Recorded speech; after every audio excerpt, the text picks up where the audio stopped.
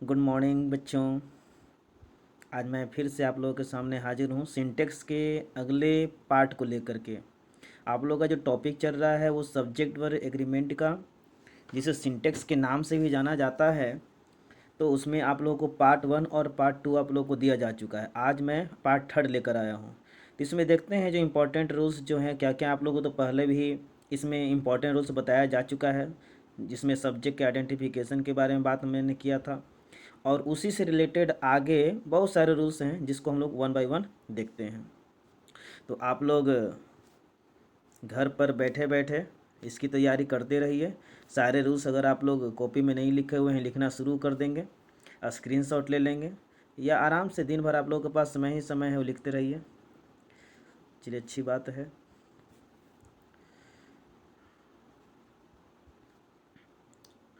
चलिए देखिए, नेक्स्ट जो आप लोगों का रूल है वो सब्जेक्ट वर्ब एग्रीमेंट का, कि जब दो नाउन एंड से जुड़ा हो, जब दो नाउन एंड से जुड़ा हो तो उसके साथ हम लोग प्लूरल वर्ब का उपयोग करते हैं।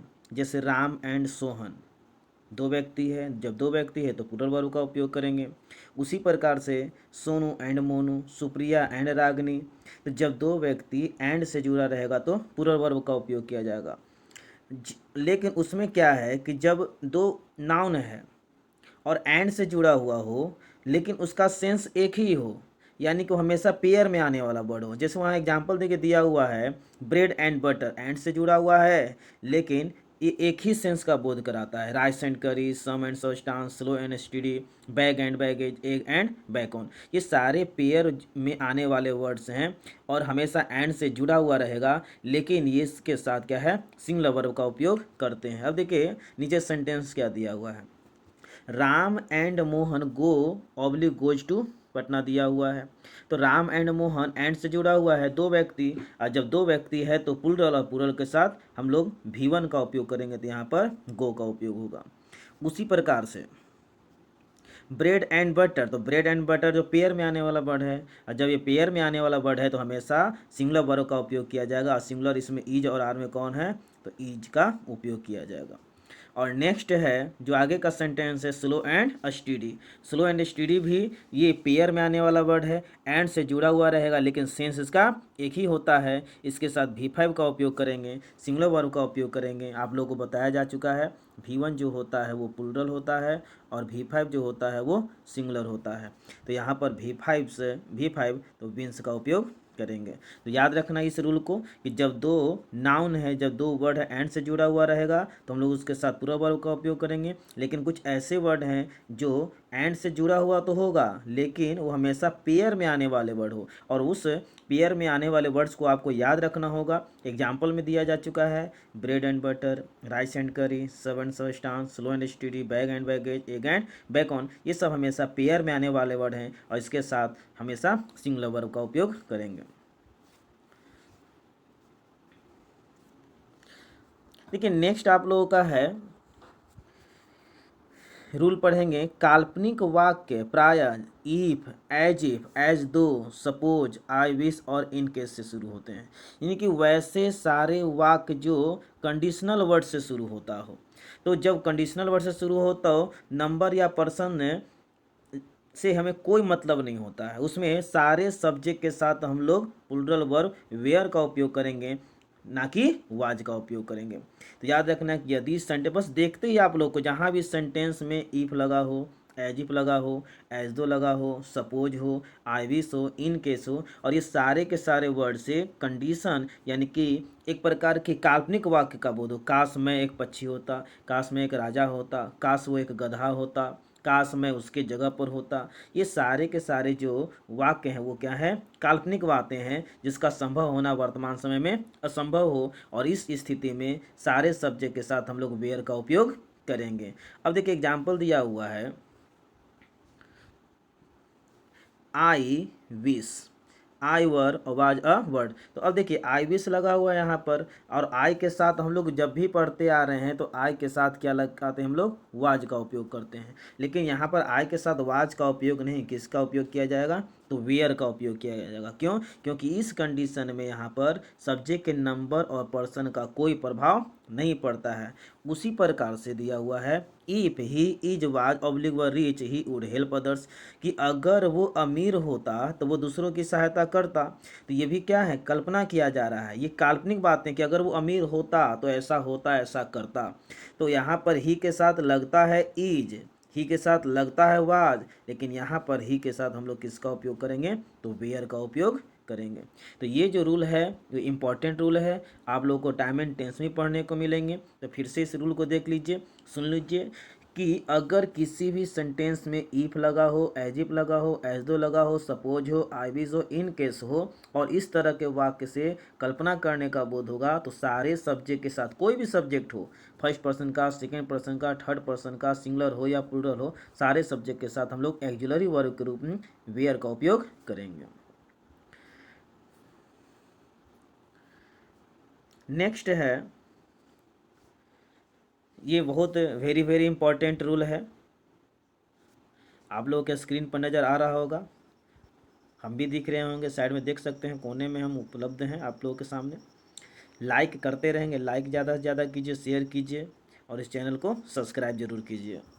अब देखिए रूल क्या है कि अ number of, a large number of, a great number of का प्रयोग प्लूरल काउंटेबल नाउन के साथ होता है। तो ये तो आप लोगों को हमने नाउन एंड नंबर के कॉन्सेप्ट में बताया है। बहुत ही शानदार रूल क्या है आप लोगों का, बस एक कंडीशन याद रखना है आप लोगों को कि जहाँ भी ऑफ प्रीपोजिशन रहे तो उसके बाद प्लूरल नाउन का आप लोगों को उपयोग करना है। याद रखना है क्या कि ऑफ के बाद आप लोगों को प्लूरल कॉमन नाउन का उपयोग करना है। तो अ नंबर ऑफ हो, अ लार्ज नंबर ऑफ हो, ग्रेट नंबर ऑफ हो, सीरीज ऑफ हो, गैंग ऑफ हो, टीम ऑफ हो, बंच ऑफ हो, तो आप लोगों को नाउन एंड नंबर में पढ़ाया जा चुका है। तो यहाँ पर आप लोगों के पास कॉन्सेप्ट क्या है कि अ number of, a large number of, a great number of का प्रयोग जब भी होगा तो प्लूरल काउंटेबल नाउन के साथ होगा, यानी काउंटेबल यानी कि जिसको गिना जा सके, यानी प्लूरल नाउन का उपयोग होगा, तथा इसके साथ आने वाला जो वर्ब होगा वो भी हमेशा प्लूरल होगा। अब देखिए सेंटेंस क्या दिया हुआ है कि अ नंबर ऑफ स्टूडेंट्स, देखिए नीचे, a number of students were oblique was present, यानी कि एक बहुत बड़ी संख्या में जो छात्र थे उपस्थित थे। अब देखिए यहाँ पर दिया हुआ है अ नंबर ऑफ, तो अ नंबर ऑफ हो या अ लार्ज नंबर ऑफ हो, ग्रेट नंबर ऑफ हो या इस तरह का और भी कोई फ्रेज हो, तो वहाँ पर हम लोग प्लूरल नाउन रहेगा तो आने वाला वर्ब भी हमेशा प्लूरल होगा, तो वेयर का उपयोग करेंगे। लेकिन इसके साथ एक कंडीशन है, देखिए कौन सा कंडीशन है, कहाँ पर क्वेश्चन जो है वो अलग तरीके का हो जाएगा। अ नंबर ऑफ लगा हुआ रहेगा तो वर्ब होगा प्लूरल, लेकिन अगर द नंबर ऑफ रहेगा तो वर्ब होगा सिंगुलर। अ नंबर ऑफ से एक बहुत बड़ी संख्या में यानी अनिश्चित संख्या का पता चलता है, जिसके कारण वहाँ पर हम लोग प्लूरल वर्ब का उपयोग करेंगे। लेकिन जब सेंटेंस में द नंबर ऑफ, यानी याद रखना है आपको, एकदम बिल्कुल स्पष्ट रूप से याद रखना है कि अगर ए नज़र आए यानी अ नंबर ऑफ तो आपको प्लूरल वर्ब का उपयोग करना है, लेकिन अगर द नंबर ऑफ लगा हुआ रहेगा तो सिंगुलर वर्ब का उपयोग करना है। तो इसीलिए ये जो कॉन्सेप्ट है वो बहुत महत्वपूर्ण है। तो हम लोग देख सकते हैं यहाँ पर दिया हुआ है कि द नंबर ऑफ का प्रयोग एक निश्चित संख्या के अर्थ में होता है। अ नंबर ऑफ का उपयोग अनिश्चित संख्या, यानी उसमें भी एक बहुत बड़ी संख्या होती है लेकिन अनिश्चित, जिसमें हमको पता नहीं है, लेकिन यहाँ पर द नंबर ऑफ एक निश्चित संख्या का बोध होता है और उसके बाद हम लोग पूरा वर्ब, पूरा सब्जेक्ट का उपयोग करेंगे, पूरा नाउन का उपयोग करेंगे, लेकिन यहाँ पर हम लोग हमेशा जो है वो सिंगुलर वर्ब का उपयोग किया जाएगा, हमेशा singular verb. The number of के साथ आने वाला नाउन होगा प्लूरल और वर्ब होगा सिंगुलर। अब देखिए सेंटेंस आप लोग को दिया हुआ है, the number of boys are is 50। अब आप ही लोग बताइए कि यहाँ पर क्या होगा, अगर ए नंबर ऑफ रहता तो वर्ब होता प्लूरल आर का उपयोग, लेकिन यहाँ पर दिया हुआ है द, और जब द लगा हुआ है तो वर्ब हमेशा क्या होगा सिंगुलर, तो इसीलिए हम लोग किसका, तो इज का उपयोग करेंगे। उसी प्रकार से आप लोगों को एक बैंकिंग का क्वेश्चन है, आप लोगों को पहले बताया जा चुका है। जैसे ही आप लोगों का रूल वाला जो सीरीज है वो समाप्त होगा तो आपको जितने भी प्रीवियस ईयर में बैंकिंग का हो, एसएससी का हो, आर्मी का हो या एयरफोर्स का हो, जितने भी क्वेश्चन हैं सारा का सारा 1 बाय 1 जो है वो डील करवा दिया जाएगा। और साथ साथ में क्या है कि आपको जो पीडीएफ जो प्रोवाइड किया गया है उसमें भी आपके सारे क्वेश्चन को वन बाय वन डील कर देंगे। तो बस आपको रूल माइंड में रखना है, सब्जेक्ट का कॉन्सेप्ट आप लोग को रखना है, और कुछ इंपॉर्टेंट आप लोगों को जो रूल्स है यहाँ आप लोगों का स्क्रीन पर जो मौजूद है और उसको आप लोग को रट लेना है। देखिए अब देखिए कितना आसान है ये आप लोगों का सेंटेंस दिया हुआ है। The number of credit card holders have been increasing by leaps and bounds. Leaps and bounds एक फ्रेज है, और याद रखेंगे लिप्स एंड बाउंड्स मतलब होता है तेज़ी से, रैपिडली। जो लोग बहुत जो बूढ़े बुजुर्ग होते हैं वो कहावत करते हैं कि दिन दुगनी और रात चौगुनी। जिस प्रकार से भी कोरोना का जो मरीज है वो बढ़ता जा रहा है ना, उसी प्रकार से जो यहाँ पर जो है number of credit card holders की जो है वो दिन दुगनी रात चौगुनी जो संख्या है जो उसकी बढ़ती जा रही है। तो यहाँ पर है the number of credit card holders. अब देखिए यहाँ पर हैव आया हुआ है, तो आप लोग ये तो इम्प्रूवमेंट है, यानी कि ये जो बोल्ड पार्ट आप जो देख रहे हैं वो सेंटेंस इम्प्रूवमेंट में है। यानी कि आपको इतना ही पार्ट में आपको देखना है कि कौन गलत है और कौन सही है। तो हैव के बाद बिन है, बिन के बाद भी फोर का उपयोग करते हैं, ये तो सही है। अब यहाँ पर जब कॉमन एरर हो, इम्प्रूवमेंट हो और कहाँ जहाँ कहीं भी आपको एक्जुलरी वर्ब नजर आए तो आपको सेंटेंस पर चले जाना, सेंटेंस के सब्जेक्ट पर चले जाना है। तो आपको यहाँ पर मिल रहा है हैव, तो अब हैव हमको देखना है कि आ रहा है किसके लिए। तो आपको तो सब्जेक्ट का कॉन्सेप्ट आपको मालूम होना चाहिए, और बताया जा चुका है, बहुत ही ज़बरदस्त कॉन्सेप्ट है कि प्रीपोजिशन के बाद आने वाला वर्ड सब्जेक्ट नहीं होगा तो होल्डर्स सब्जेक्ट नहीं होगा, तो क्या हुआ द नंबर ऑफ। देख सकते हैं कि हमारे पहले वाले कॉन्सेप्ट से कितने सारे रूल अवॉइड हो जा रहे हैं। फालतू के रूल पढ़ने की कोई ज़रूरत नहीं, ये भी रूल नहीं है। अब यहाँ पर देखिए ऑफ से जुड़ा हुआ है और रूल भी आप लोग को लिखवाया गया, द नंबर ऑफ के बाद आने वाला नाउन प्लूरल, वर्ब होगा सिंगुलर, तो यहाँ पर हैव नहीं किसका उपयोग होगा, हैज का उपयोग किया जाएगा। इसीलिए यहाँ पर है हैज़ बीन इंक्रीजिंग। और ऑप्शन भी आप लोग देख सकते हैं, हैव दिया हुआ प्लूरल है, गलत हो जाएगा। उसी प्रकार से तीसरा नंबर है वो भी गलत होगा, और 4 नंबर में आर दिया वो भी गलत होगा। गलती तो है तो नो इनकरेक्शन की तो सवाल ही नहीं उठता है कि यहाँ पर कोई इंप्रूवमेंट नहीं होगा। इंप्रूवमेंट तो होगा ही होगा, और हमको चाहिए सिंगुलर। इसमें से आप लोगों का 3 ऑप्शन जो है वो प्लूरल है, एक ऑप्शन ही बच रहा है जो सिंगुलर है, तो हैज बीन इंक्रीजिंग। नेक्स्ट,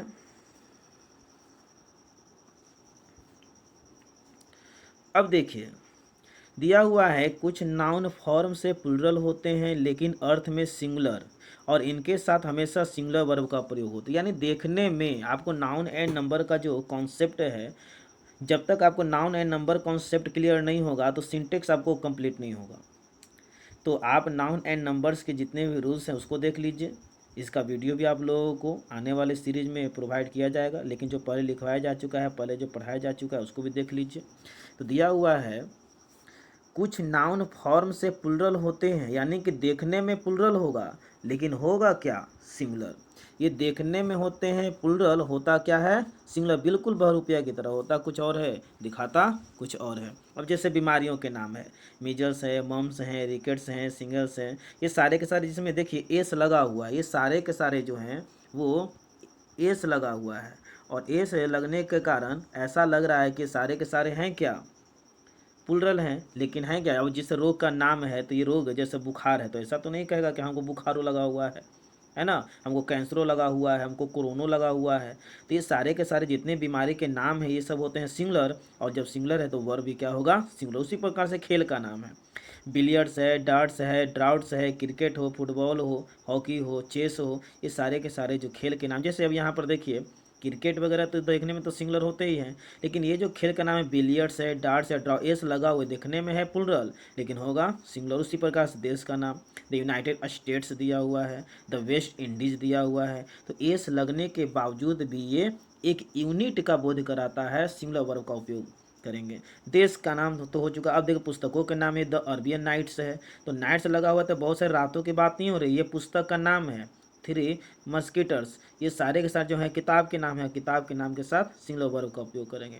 उसी प्रकार से विषयों के नाम है, फिजिक्स है, इकोनॉमिक्स है, सिविक्स है, स्टैटिक्स है, पॉलिटिक्स है, लिंग्विस्टिक्स है, और ये तो आप लोग को बताया जा चुका है कि जितने भी वर्ड ICS से अंत होने वाले हैं ये सभी के सभी सिंगुलर होते हैं। अध्ययन के सारे सब्जेक्ट जो होते हैं वो सिंगुलर होते हैं। तो फिजिक्स, इकोनॉमी, अब देख सकते हैं आप लोगों के सामने नजर आएगा, सब में ICS ICS ICS ICS लगा हुआ है। ये देखने में प्लूरल होता है लेकिन होगा सिंगुलर। तो अब देखिए अब एग्जाम्पल पर आते हैं, India is oblique are a great country. अब इंडिया है तब इंडिया है तो देश का बोध होगा, तो जितने भी देश के नाम हैं उसके साथ सिंगुलर इज का उपयोग। पॉलिटिक्स है तो पॉलिटिक्स है तो ICS लगा हुआ है, और जब यहाँ पर पॉलिटिक्स है देखने में प्लूरल है लेकिन होगा सिंगुलर, तो इज का। लेकिन इसके साथ एक और आप लोगों को कॉन्सेप्ट याद रखना होगा कि जितने भी ICS वाले जो शब्द हैं अगर उसको खास बना दिया जाए या उसको निजी बना दिया जाए, उसको पर्सनलाइज कर दिया जाएगा, तो उसे प्लूरल समझा जाता है। वहाँ पर सिंगुलर वर्ब का अगर यहाँ पर इज का उपयोग करेंगे तो जैसे बोला जाएगा द पॉलिटिक्स ऑफ बिहार, तो पूरे पॉलिटिक्स की बात नहीं हो रही है, बिहार के पॉलिटिक्स की बात हो रही है, तब वहाँ पर खास बनाया गया है। और जब खास बन जाएगा उसके पहले डिटर्मिनर लग जाएगा तो उसे प्लूरल वर्ब का उपयोग करें। तो याद रखेंगे डिटर्मिनर वाला कॉन्सेप्ट याद रखिएगा कि जितने भी अध्ययन के सब्जेक्ट हैं या ICS से अंत होने वाले, अगर उसके पहले डिटर्मिनर लग जाए, द लगा हुआ रहे, माई लगा हुआ रहे, हिज लगा हुआ रहे, डियर लगा हुआ रहे, तो जितने भी डिटर्मिनर्स हैं अगर लगा हुआ रहेगा तो उसके साथ प्लूरल वर्ब का उपयोग करते हैं। अब देखिए यहाँ पर उसी कॉन्सेप्ट को हमने एग्जाम्पल के थ्रू से बताने का प्रयास किया है। अब India have lost the match, तो देश का जब नाम का बोध होगा तो उसके साथ सिंगुलर वर्ब का उपयोग करेंगे। लेकिन जब देश के नाम से किसी दल का बोध हो, किसी टीम का बोध हो, दल या टीम का जब बोध होगा तो उसके साथ हम लोग प्लूरल वर्ब का, जैसे इंडिया है तो इंडिया पूरा का पूरा इंडिया तो मैच नहीं हार गया। अगर मान लिया गया कि अगर अगर पाकिस्तान जो है वो इंडिया को हरा दिया तो क्या पूरा अब भारत जो है वो पाकिस्तान की गुलामी करेगा क्या? तो इंडिया के नाम से, देश के नाम से जो क्रिकेट खिलाड़ी हैं वो खेलते हैं, फुटबॉल के खिलाड़ी वो खेलते हैं, बैडमिंटन के खिलाड़ी वो खेलते हैं। तो जब देश के नाम से किसी दल का बोध हो, टीम का बोध हो, तो हम लोग उसके साथ प्लूरल वर्ब का उपयोग करेंगे। तो एक्सेप्शन है, ये अपवाद है। अब यहाँ पर इंडिया है, अब इंडिया है तो सिंगुलर देखने में तो लग रहा है, लेकिन जब सेंटेंस है तो India have lost the match, India ने मैच खो दिया है यानी कि हार चुका है, तो अब यहाँ पर प्लूरल हैव का उपयोग करेंगे। तो याद रखेंगे इस कॉन्सेप्ट को, बहुत ही आसान सा कॉन्सेप्ट है कि जब देश का बोध होगा तो सिंगुलर, और जब देश के नाम से अगर किसी प्रकार के टीम का बोध होगा तो प्लूरल वर्ब का उपयोग करेंगे। फिर आप लोगों के सामने दिया हुआ है the physics of AC Verma are oblique is famous in Bihar. अब देखिए हम अभी जस्ट बताए हैं कि जब ICS से अंत होने वाले वर्ड के पहले अगर कोई डिटर्मिनर आ जाए, डिटर्मिनर आ जाए तो उसे प्लूरल समझा जाता है क्योंकि ये खास हो जाता है। अब हम पूरे फिजिक्स की बात नहीं कर रहे हैं, यहाँ पर AC वर्मा के फिजिक्स की बात हो रही है, और AC वर्मा के फिजिक्स की बात हो रही है जिसे पर्सनलाइज किया गया है, तो यहाँ पर प्लूरल वर्ब आर का उपयोग किया जाएगा। तो याद रखना है कि जब देश के नाम से, जब देश का नाम का बोध होगा तो सिंगुलर वर्ब, और देश के नाम से अगर दल का बोध होगा तो प्लूरल। उसी प्रकार से ICS से अंत होने वाले जितने वर्ड हैं अगर उसके पहले डिटर्मिनर लगा हुआ रहेगा तो उसे प्लूरल वर्ब प्रोवाइड करेंगे। आप लोग देखते जा रहे हैं तो आप लोग तब तक लाइक और शेयर जरूर करते रहें। नेक्स्ट है आप लोग के स्क्रीन के सामने दिल, दिमाग, आँख, मांसपेशियाँ जो भी हो, सारा का सारा कंसंट्रेशन स्क्रीन पर रखिए। और देखिए इंपॉर्टेंट है, कलेक्टिव नाउन के साथ हमेशा सिंगुलर वर्ब का उपयोग करते हैं। जितने भी कलेक्टिव नाउन, अब कलेक्टिव नाउन का भी कॉन्सेप्ट बहुत बड़ा कॉन्सेप्ट है, बहुत कम ही लोगों को मालूम होगा कि कलेक्टिव नाउन तो नाउन का प्रकार है, लेकिन कलेक्टिव नाउन भी 3 प्रकार के होते हैं। जनरलाइजिंग होता है, जनरल ग्रुप कलेक्टिव नाउन होता है, डिस्ट्रीब्यूटिव कलेक्टिव नाउन है। तो ये जो कलेक्टिव नाउन हमेशा उसमें यहाँ पर बताया जा चुका है कि कलेक्टिव नाउन कोई अपने आप में सिंगुलर होता है, कोई अपने आप में प्लूरल होता है, और कभी कभी तो सेंटेंस से ही पता चल पाएगा कि कौन सा कलेक्टिव नाउन सिंगुलर है कभी और कौन सा कलेक्टिव नाउन प्लूरल है। The heard of cows is grazing in the field, तो कलेक्टिव नाउन जो होते हैं सिंगुलर, तो यहाँ पर आप लोगों को ये वाला कॉन्सेप्ट आपको याद रखना होगा कि द हर्ड है यानी कि गांव के झुंड की बात हो रही है। The heard of cows is grazing in the field. अब यहाँ पर देखिए हर्ड की बात हो रही है, झुंड की बात हो रही है, और कलेक्टिव नाउन सिंगुलर तो वर्ब भी क्या होगा, सिंगुलर। लेकिन अगर कलेक्टिव नाउन में डिस्ट्रैक्शन हो जाए, डिस्ट्रैक्शन यानी कि किसी प्रकार का मतभेद हो जाए, ठीक है, तो plural verb and plural pronoun का प्रयोग करेंगे। जैसे यहाँ पर देखिए दिया हुआ the jury are divided in their opinion, जो ज्यूरी हैं, जजों के समूह को हम लोग ज्यूरी बोलते हैं। तो जजों के समूह को ज्यूरी कहते हैं और वो अपने अपने ओपिनियन में अपने अपने विचार रख रहे हैं। 5 लोगों का एक समूह होता है, 3 लोगों का एक समूह होता है और अपना अपना मत के अनुसार ही क्या होता है कि कोई डिसीजन लिया जाता है। तो यहाँ पर जो ज्यूरी है तो आर दिया हुआ है डिवाइडेड, तो यहाँ पर डिवाइडेड की बात हुई है यानी मतभेद की बात हो रही है, बटा हुआ है और जब बटा हुआ है तो ज्यूरी के साथ क्या है आर का उपयोग किया गया। उसी प्रकार से है committee, the committee has anonymous it's decision, यानी कि जो कमिटी जो है एनोनिमस मतलब वो क्या होता है एक मत, एक मत है अपने डिसीजन, यानी कि यूनाइटेड है और जब यूनाइटेड रहेगा तो हमेशा सिंगुलर वर्ब का उपयोग करते हैं। देखिए अब आप लोगों का एक कोटेशन है, सारे बच्चों के लिए है। आप लोगों को घर पर बैठे नहीं रहना है, कुछ ना कुछ तो काम करते ही रहना है।